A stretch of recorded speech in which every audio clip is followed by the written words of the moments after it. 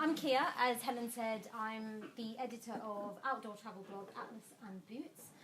I want to kick off by sharing two stories from the same trip. My partner Peter and I were on a luxury cruise from Tahiti to LA via Hawaii. Now, this isn't the sort of thing we do all the time. We just so happened to book it because it was cheaper than flying across the Pacific last minute at Christmas. One day I was in the grand library of this grand ship working on my laptop, and a couple walked in. Older, white, American, clearly well-to-do.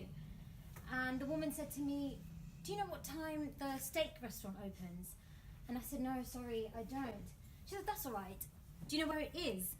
And again, I shook my head and said, "No, sorry, I don't." And then she frowned and said, "Okay, what other restaurants are on this floor?" Again, I apologized and said, "Sorry, I couldn't tell you." And she was flummoxed and said, "Are you a volunteer?" Presumably because that would explain why I was so bad at my job.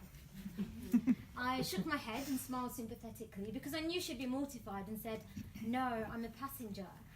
And of course she was mortified and apologized profusely for assuming that I was staff.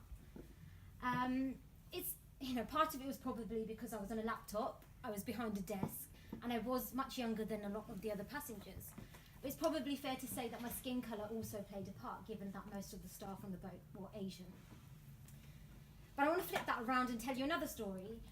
After we finished, I wrote about the trip for Atlas and Boots, and I said something that I didn't spot at the time. I was describing the incredible wealth of our fellow passengers, and described myself and Peter as the poorest people on the boat. A couple of weeks later, someone wrote in and said, "The poorest people on the boat? Really?" And it hit me that I was ignoring the staff, many of whom were probably on lower incomes than I was, and who, by the way, are people too. And I edited the line to "the poorest passengers on the boat," and I learned a valuable lesson, which was we all have blind spots. We all see the world through a narrow lens, and there's no shame in that. But the problem is if everybody in a team or a company are the same, then we all have the same blind spots. I'll use an example. In preparing for this talk, I came across an American anthropologist called Lian Yu, who spoke about the first time she picked up the Lonely Planet Guide to China. And it was from a long time ago, sometime in the 90s, but I thought it was an experience worth sharing. Lian said, "Before my first trip to China, I picked up a copy of Lonely Planet for its off-the-beaten-path approach. But I was taken aback when I got to the part in which the writer explained how travellers should expect lots of attention from locals who are fascinated with our light hair, eyes and skin. At that point I realised that as an Asian American, I wasn't the kind of traveller the writers had in mind." Lian went on to say, "I don't need travel writers to look just like me, but I do need them to understand that someone who looks like me is not by default the exotic other." So having a diverse team can pick up on references that aren't inclusive. And of course, like Tariq said, a lack of diversity isn't unique to the travel industry alone. For example, in 2014, Apple launched HealthKit, a toolkit for measuring all the metrics that mattered to you. You could measure your blood alcohol level, your sodium intake, how often you used an inhaler if you used one, but they were missing one key metric. You couldn't measure your period. So no guesses how many women were on the development team for HealthKit. In another example, this science writer recently asked for a pregnancy mode on her fitness app so it would stop yelling at her for putting on weight. We often think of diversity as a moral imperative, but there's a commercial imperative too. Diverse teams can help build better products.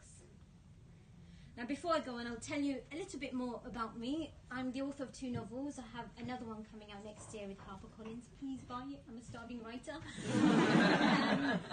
I worked in print for a couple of years, first as sub-editor and then features editor at Asian Woman magazine. I worked at Penguin Random House as product manager, leading development on roughguides.com. I've contributed to The Guardian, New York Times, BBC, Lonely Planet, and so on. And I'm the founding editor of Atlas and Boots. As I said, it's an outdoor travel blog. We receive 200,000 readers every month. As part of my role, I've visited about 50 countries. Let's not deny it, we all keep count. And I've also worked with the biggest names in travel like National Geographic, G Adventures, Lonely Planet. But of course, all of this hasn't been without challenges, and I'll speak to some of them now. Firstly, it's been quite frustrating seeing the same names, and I won't name any names, but chances are if I asked you to name some famous travel writers, or even just travellers, they would probably be male. And sometimes those names are used over someone more qualified. I'll use an example. This writer is Manisha Rajesh. She has a book coming out next year called Around the World in 80 Trains. A couple of months ago, TV producers contacted her to consult on a TV program about train travel. They wanted her expertise and input into the best routes and countries to feature, but not to feature on the program itself. It later transpired that the name of the show is Around the World in 80 Trains. So she literally wrote the book, but she wasn't deemed qualified enough to feature on the show. That was reserved for an older white male. Secondly, it's quite frustrating in securing commissions. When I first started in the industry, I remember sending out about 40 pitches without a single commission. Now, it's difficult to say, that's due to my race or my gender or my class, because travel writing is inherently competitive. But what I will say is that when my partner Peter sent out his first 2 pitches to Lonely Planet and BBC, he got commissioned. Now, of course, he's extraordinarily talented, but I have to admit I was a little bit taken aback, given that I had a long history of writing credits, and at the time he didn't have any. Finally, I think there's a lack of transparency, not just in travel writing, but in creative fields. I think people can behave like they've bootstrapped when actually they've used partners or parents or contacts, and when you're starting out in the industry, that can be quite disheartening. There have been personal challenges as well. I've mentioned being mistaken for staff. People always ask me where I'm from originally. They don't believe me when I say I'm from London.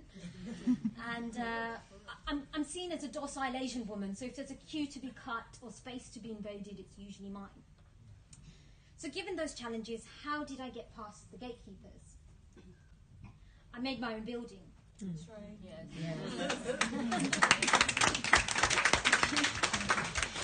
I got tired of pitching and hustling and battling for commissions, and so I started my own travel blog, which today sustains our travels. I've mentioned that we work with Lonely Planet and GeoVentures and National Geographic, but that's a result of starting Atlas and Boots first. Not everyone has the time or ability to do that, so even though I got past the gatekeepers, not everybody from my background will. So how do we get more diversity into travel? First, a couple of reassurances. We know that editors don't do it on purpose. I've done it myself. A couple of days ago, I published a post called 12 Great Long Reads on Outdoor Survival. And I took the articles from Pocket, the reading app I use to save articles that I've really enjoyed. And only after finishing the article did I realise that 11 out of 12 of the people named in it were men. At the time, I didn't have time to trawl the internet looking for great long reads by women. That hadn't come to me naturally, and so I went ahead and published it. I didn't exclude women or BAME voices on purpose, and I don't believe editors do either. Secondly, some people would say, the best person to write about a place is a local, but I don't think that's true. Well, Down Under, the book by Bill Bryson about Australia, that's been as funny, had an Australian written it. I don't think so. So sometimes the best person for the job is an older white man, and that's okay as long as you have a breadth of perspectives across your site or publication. So how do we get diversity into travel? I accept that people can suffer from diversity fatigue. It's everywhere these days, and it seems we're expected to be diverse for the sake of being diverse, which is why I think it's really important to have genuine buy-in from editors. Ask them, why do you write about travel? Is it because of the freebies or because you want to encourage people to travel? And if it's the latter, is that compulsion restricted to a narrow demographic? Do you only want to inspire fair-skinned, fair-haired people to travel? And if the answer is no, then hire diverse contributors, because by dint of hiring diverse travellers, you will appeal to a wider breadth of people. Second, try to highlight that it's about representation. If 13% of our population are BAME, Black, Asian, Minority, Ethnic, but only 2% of your contributor base are, then a large percentage of people are being excluded. Ask, is there a moral imperative to improving our numbers? Next, highlight the commercial imperative. Diverse teams can build better products. They can shine light on our blind spots, and they can appeal to minorities with growing spending power. Finally, try to appeal to issues that matter to editors. So at Atlas and Boots, we care about the outdoors, and we want to speak to people beyond a small group of people to cultivate a stewardship of the outdoors. Secondly, be proactive. I've seen editors on Twitter get quite defensive when people have called them out for the lack of diversity in the content. I get it, I'll probably be the same when people call me out about my long reads article. But let's take it on ourselves to be proactive, to find talented BAME content creators. Third, hire diverse staff. I promise you, diversity in-house will lead to diversity out of house. When I was at Penguin, I remember commenting to my colleague who was in charge of interns that we had only one type of intern coming through every fortnight. And he hadn't noticed, and if you don't notice, you can't begin to change things. Fourth, invest in the ecosystem of content creators.